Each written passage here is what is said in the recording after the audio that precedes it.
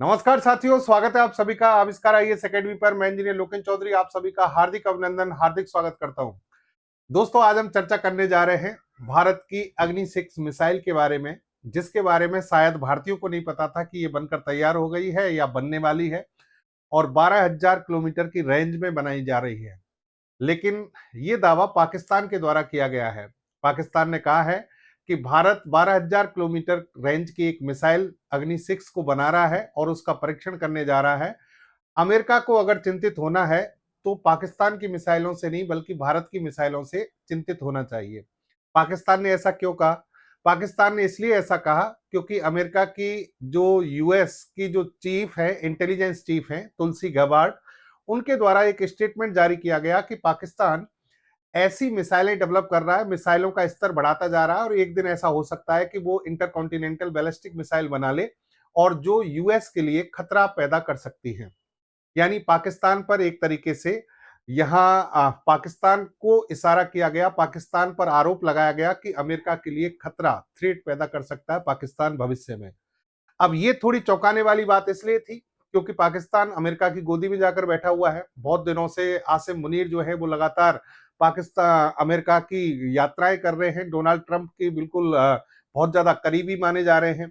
लेकिन अचानक से अमेरिका की तरफ से जब ऐसा स्टेटमेंट आता है तो पूरे पाकिस्तान में भूचाल आ जाता है। पाकिस्तानियों को विश्वास नहीं होता कि हमारे लिए ऐसा कह रही है, जबकि उनको लगता था कि ये आरोप तो इन्हें भारत पर लगाना चाहिए था। यानी भारत की जो मिसाइलें हैं वो खतरा पैदा कर सकती हैं, ऐसा इनको बोलना चाहिए था, लेकिन इन्होंने उल्टा बोला है।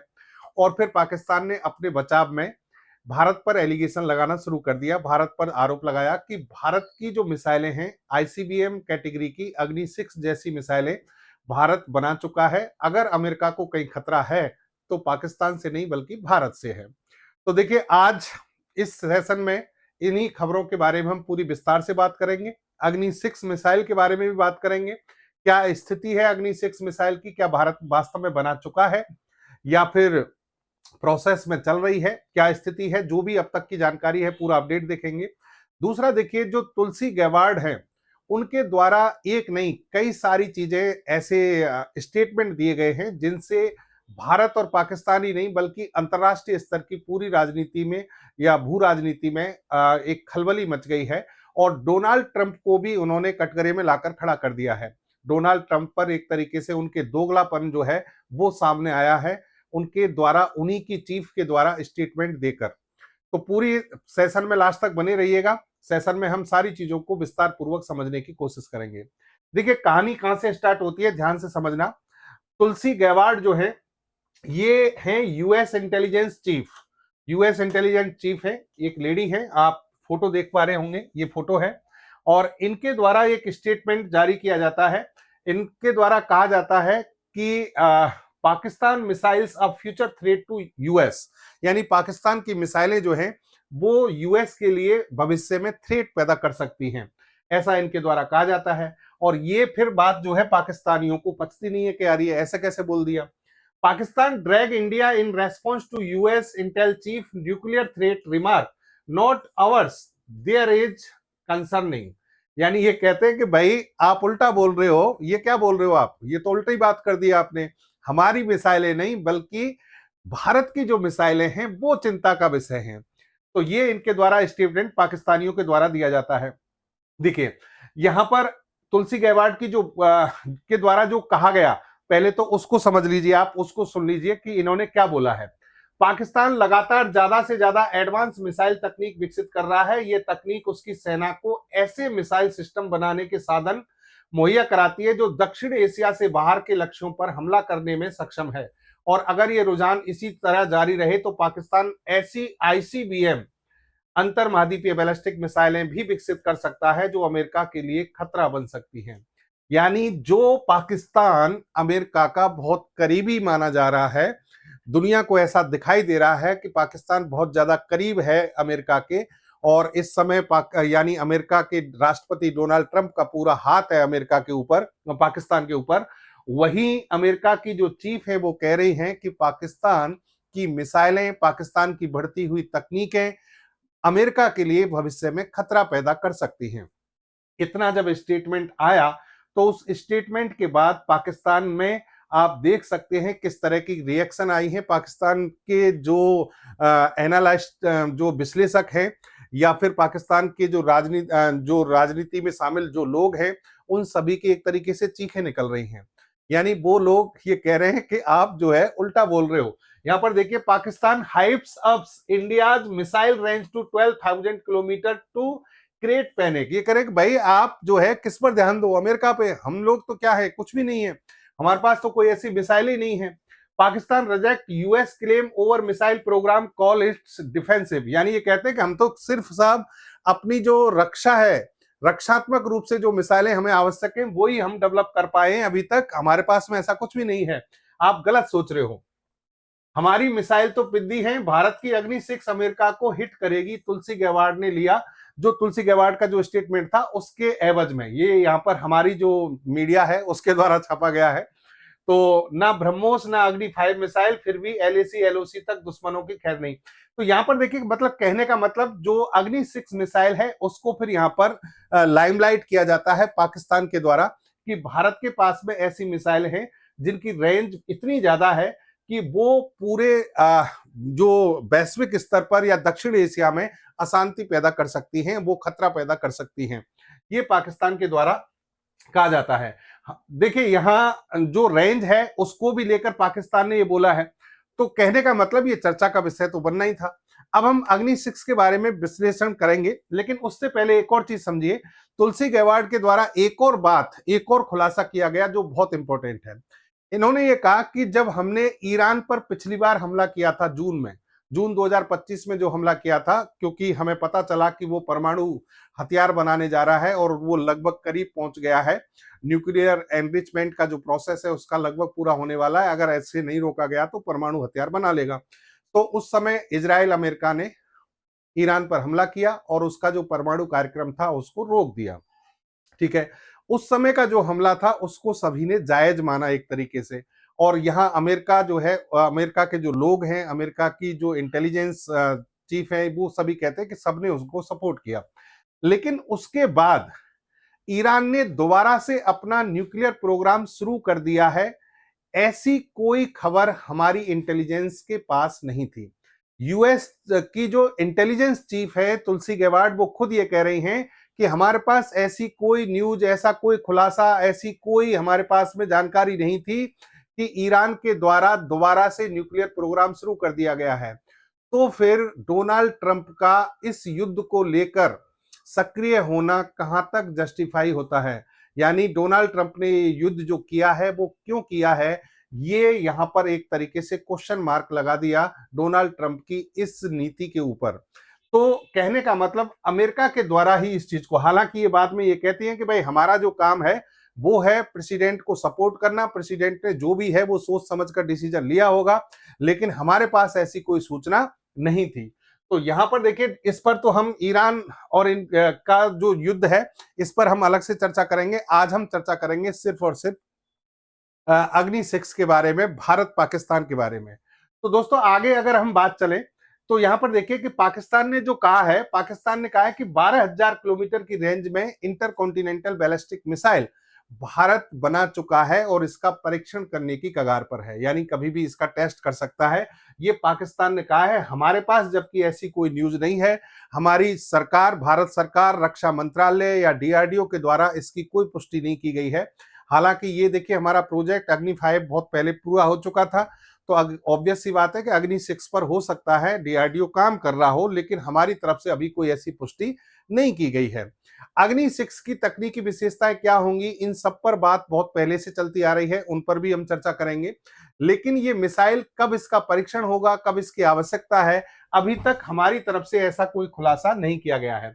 लेकिन पाकिस्तान ये कह रहा है कि जो भारत कहता है कि मिनिमम क्रेडिबल डिटरेंस, यानी न्यूनतम विश्वसनीय निवारण क्षमता जो भारत पैदा करेगा, उससे आगे भारत बढ़ रहा है। देखिए, भारत की रक्षा नीति में दो चीजें हैं, ये मैं आपको बता दूं। पहला है, भारत ने अपनी जो डिफेंस पॉलिसी है उसमें दो पॉइंट रखे हैं।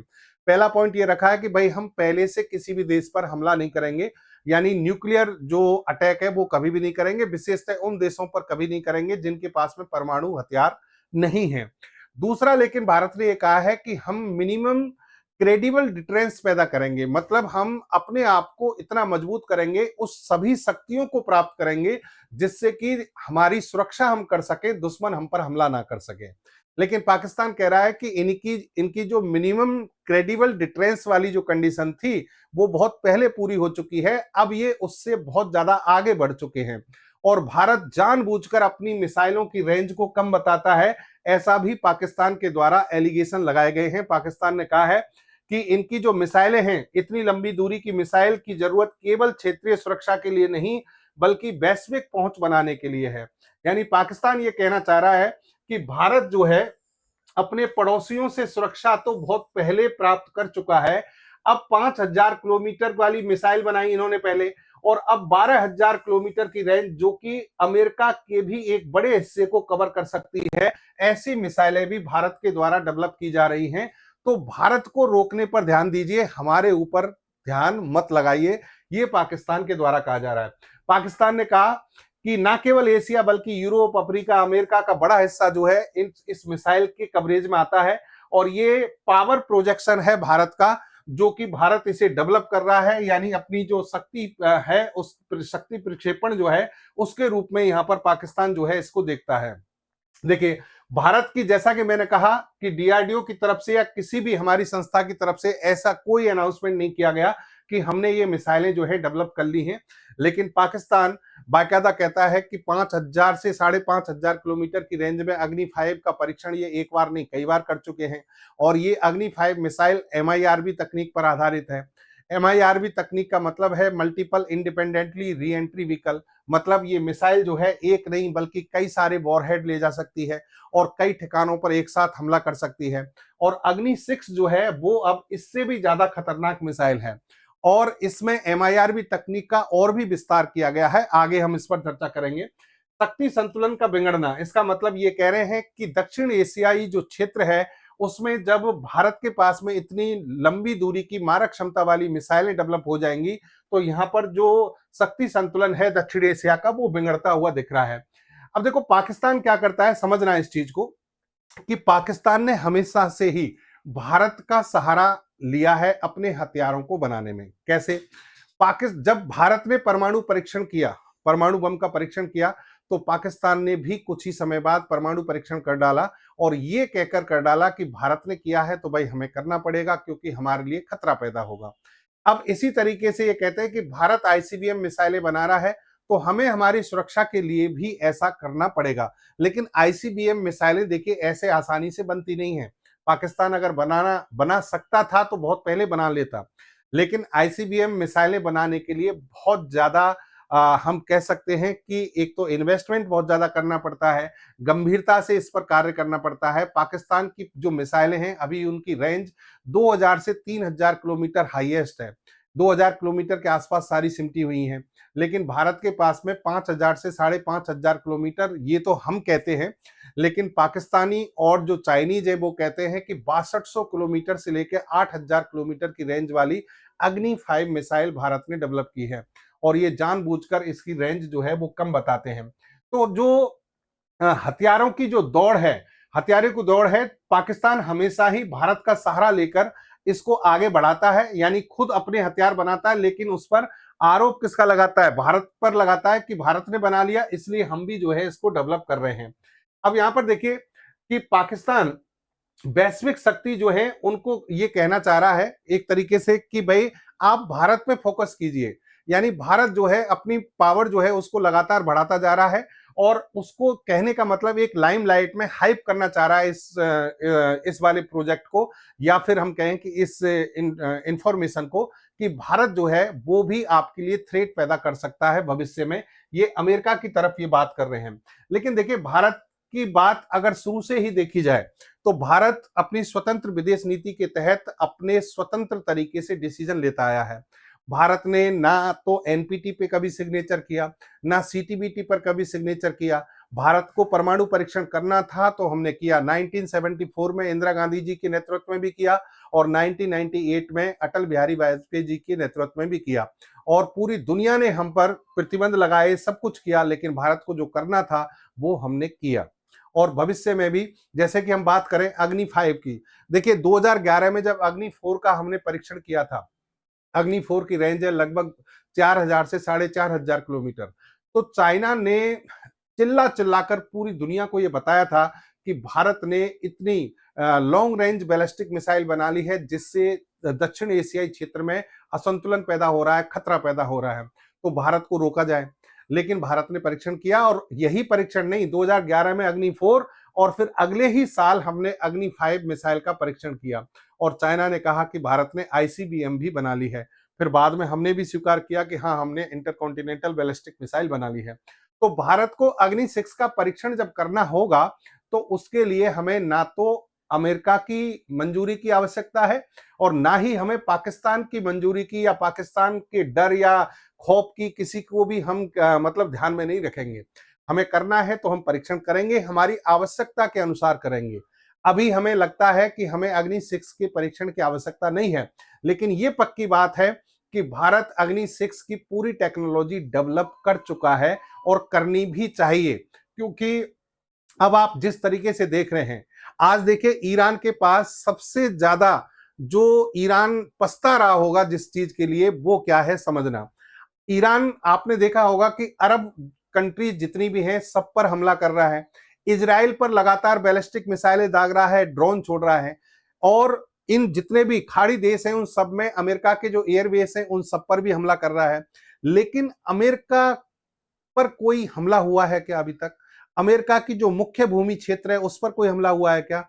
वो इसलिए नहीं हो सकता क्योंकि ईरान के पास ऐसी कोई मिसाइल अभी तक है ही नहीं। लगभग 11,000 किलोमीटर दूर है अमेरिका की भूमि। अमेरिका जो देश है वो ईरान से 11,000 किलोमीटर की दूरी पर है। तो अमेरिका पर हमला करने की क्षमता ही नहीं है ईरान के पास। नहीं तो ईरान आज अगर इतनी क्षमता विकसित कर चुका होता तो पहले ही दिन अमेरिका इस चीज पर विचार करता।